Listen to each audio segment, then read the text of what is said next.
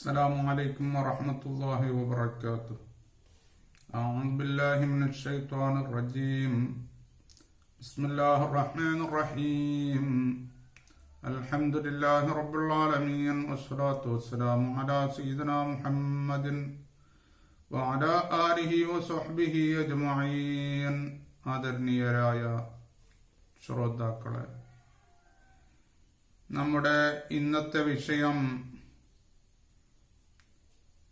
ലോകരിൽ എല്ലാവരിലും കാണപ്പെടുന്ന, ലോകത്തിന്റെ എല്ലാ ഇടത്തുമുള്ള, പണ്ടുകാലം മുതൽ തന്നെ പതിവുള്ള ഒരു നല്ല ബന്ധം, അതായത് ഒരു നല്ല ബന്ധം തുടങ്ങുന്ന കല്യാണത്തെ പറ്റിയാണ് ഇന്നത്തെ ക്ലാസ്.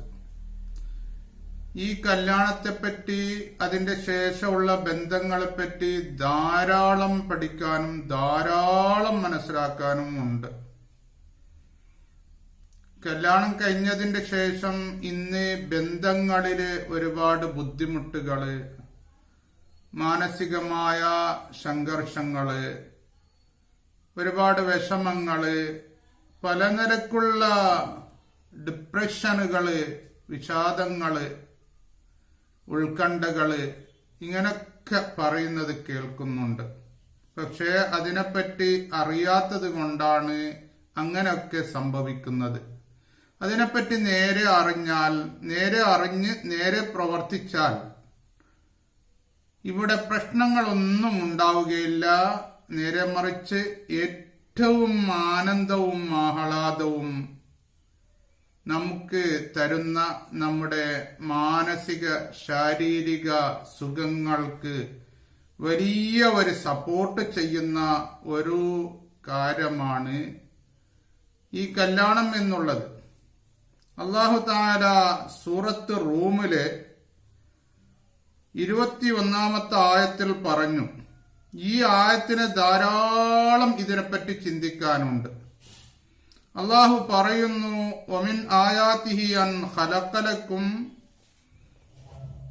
മിൻ അൻഫുസികും അസ്വാജാ ലിതസ്കുനൂ ഇലൈഹാ വജഅല ബൈനകും മവദ്ദതൻ വറഹ്മ ഇന്ന ഫീ ദാലിക ലആയാതിൻ ലിഖൗമിൻ യതഫക്കറൂൻ. അല്ലാഹുവിന്റെ ദൃഷ്ടാന്തങ്ങളിൽ പെട്ടതാണ് നിങ്ങളുടെ വർഗത്തിൽ നിന്ന് തന്നെ നിങ്ങൾക്ക് അല്ലാഹു ഇണകളെ സൃഷ്ടിച്ചു. അതായത് ഈ കല്യാണം കഴിക്കുക എന്നുള്ളത് അല്ലാഹുവിന്റെ ദൃഷ്ടാന്തങ്ങളിൽ പെട്ടതാണ് എന്നാണ് അല്ലാഹു പറഞ്ഞത്. ഇതിൽ ധാരാളം ചിന്തിക്കാനുണ്ട്. എന്നിട്ട് അല്ലാഹു പറയുന്നു, അതുമൂലം എന്തിനായത്? അതുമൂലം നിങ്ങൾക്കൊരു സമാധാനം ലഭിക്കാൻ വേണ്ടി.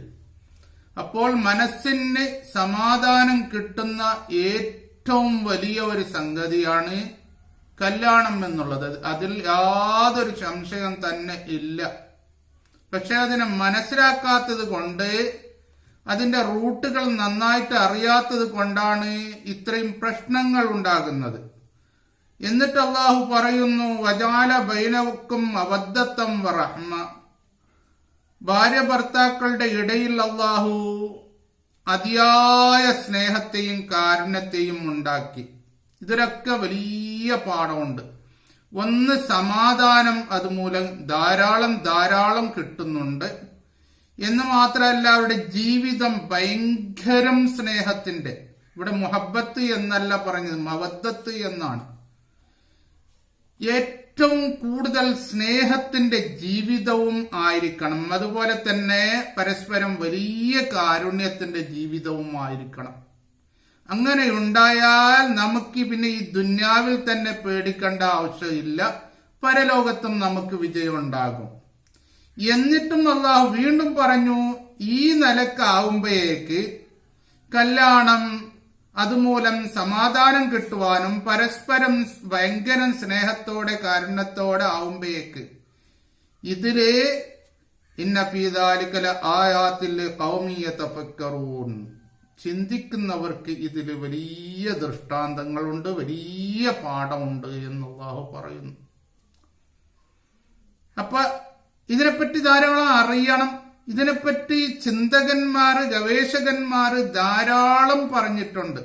അതിനെപ്പറ്റി മാത്രം ഞാൻ ക്ലാസ് എടുക്കുകയാണെങ്കിൽ ക്ലാസ്സുകൾ മാസങ്ങളോളം നീണ്ടുപോകും. അത്രമാത്രം കാര്യങ്ങള് ഉണ്ട്, റീസർച്ചുകൾ ഉണ്ട്. ലോകത്തിന്റെ നാനാഭാഗത്ത് പല പഠനങ്ങളും ഈ കല്യാണത്തെപ്പറ്റി നടന്നിട്ടുണ്ട്.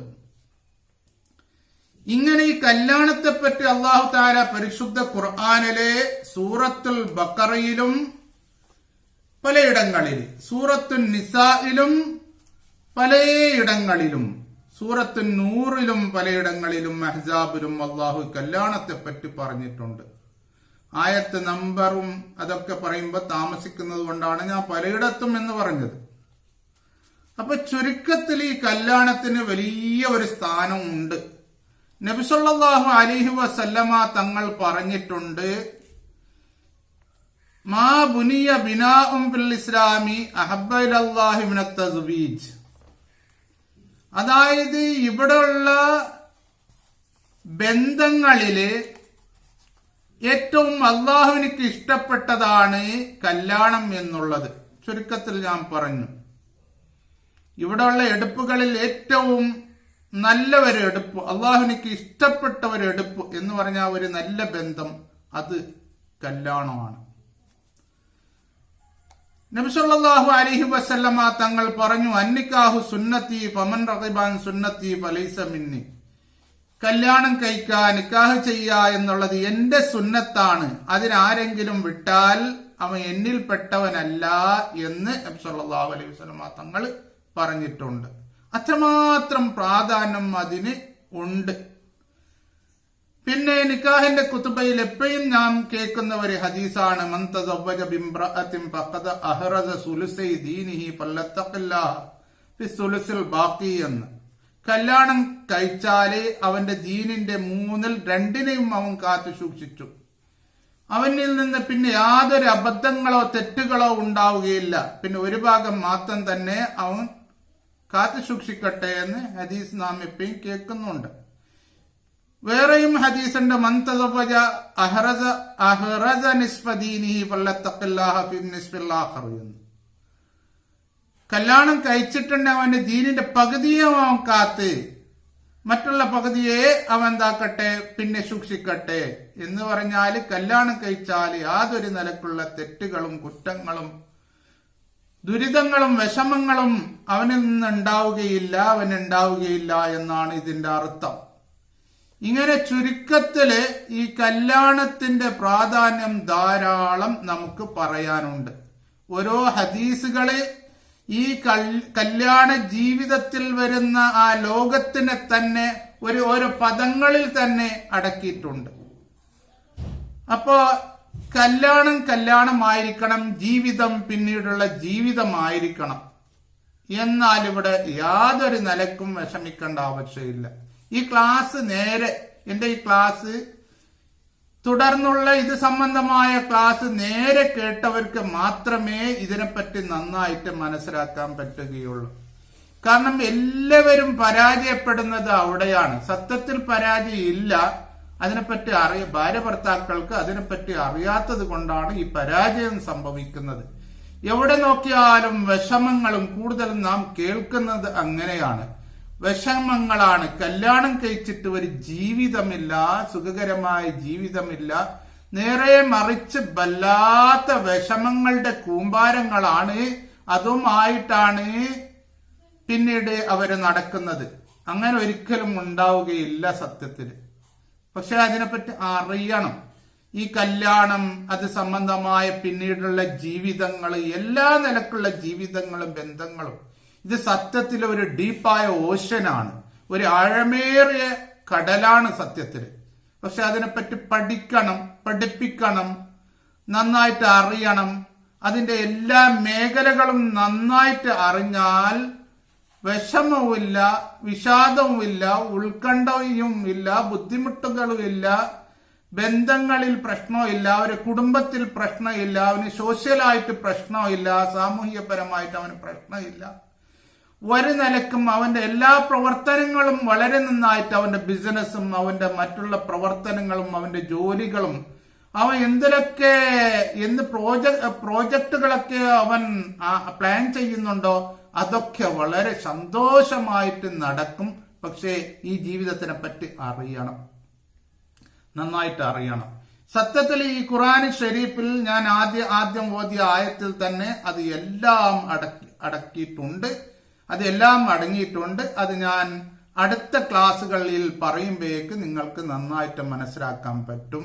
അതുകൊണ്ട് ഈ ക്ലാസ്സുകൾ തുടർന്ന് കേൾക്കുന്നവരൊക്കെ നന്നായിട്ട് കേൾക്കണം. ഏതൊരു ക്ലാസ് നന്നായിട്ട് കേട്ടാലേ മനസ്സിലാവുകയുള്ളൂ. അല്ലാഹു തആല നമുക്ക് നല്ലത് ചെയ്യുവാൻ അല്ലാഹു തൗഫീഖ് നൽകട്ടെ. അല്ലാഹു തആല എല്ലാ ജനതക്കും നല്ലത് ചെയ്യുവാനും എല്ലാ ജനതയും നമ്മെക്കൊണ്ട് കഴിയുന്നത്ര സഹകരിക്കുവാനും അല്ലാഹു നമുക്ക് തൗഫീഖ് നൽകട്ടെ. പ്രത്യേകിച്ച് പാവങ്ങൾക്ക്, സാധുക്കൾക്ക്, രോഗികൾക്ക്, വിഷമക്കാർക്ക്, വിധവകൾക്ക്, അനാഥകൾക്ക് എല്ലാവർക്കും നമ്മെക്കൊണ്ട് കഴിയുന്നത്ര സഹായം ചെയ്യുവാൻ അല്ലാഹു നമുക്ക് തൗഫീഖ് നൽകട്ടെ.